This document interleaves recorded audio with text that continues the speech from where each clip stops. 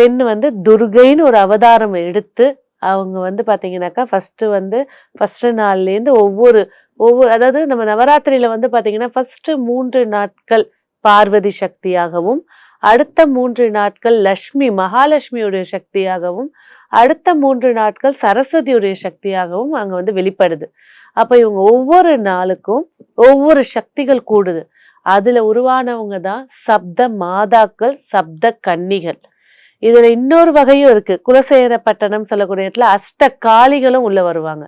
அப்போ ஒவ்வொரு சக்தி ஒரு அம்பாள் வந்து கொஞ்சம் கொஞ்சம் கொஞ்சமா உருவெடுத்து பெரிய விஸ்வரூபமா நிக்கக்கூடிய காட்சி தான் அந்த 9வது நாளான மகிஷாசுர வர்தினி. அதாவது துர்கை அவ காளி ரூபத்துல இருக்கக்கூடிய துர்கை அவ வந்து இவங்களை வந்து வதம் செய்யறாங்க. வதம் செஞ்சு அந்த எருமை மேல நிக்கக்கூடிய காட்சி தான் மகிஷாசுர வர்தினி, காளியுடைய உக்கிர ரூபம். அதாவது இதை இன்னொரு கருத்துல என்ன சொல்றாங்க பாத்தீங்கன்னா, அந்த 9வது நைட்டு அதோட சாமுண்டீஸ்வரின்னு சொல்லக்கூடிய ஒரு அம்பாள் உதித்ததாக மைசூர்ல வந்து பாத்தீங்கன்னா இந்த நவராத்திரி வந்து ரொம்ப விசேஷமா நடக்கும்.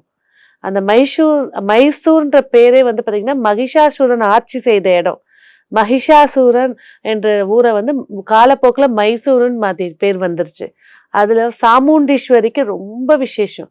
எந்த மாதிரியான வீட்டுல வந்து செய்வன பில்லி சூனியம் பிரச்சனைகள், குடும்பத்துல சண்டை, என்னன்னே தெரியல, திடீர்னு ஒரு விபத்து நடக்குது, இந்த மாதிரி திடீர்னு ஏற்படக்கூடிய ஒரு எதிரியால ஒரு பிரச்சனை, நல்லா போயிட்டு இருக்க கம்பெனில திடீர்னு ஒரு பிரச்சனைகள், இது எல்லாத்துக்கும் ஒரே தீர்வு யாருன்னா சாமுண்டீஸ்வரி. சப்த மாதாக்கள்ல 7வது மாதாவா உட்கார்ந்து இருக்கக்கூடியவ, சப்த கன்னிகள்ல 7வது கன்னியா உட்காரக்கூடியவ, மொத்த ரூப சக்தியாக நிற்கக்கூடியவ சாமுண்டீஸ்வரி. அதனால்தான் மைசூர்லயும் சரி, திருச்செந்தூர் அருகில இருக்கக்கூடிய குலசேகர பட்டணத்திலயும் சரி, நார்த்லயும் சரி இந்த தசரா அப்படின்ற ஒரு விசேஷம் ரொம்ப சிறப்பா ஏற்படும்.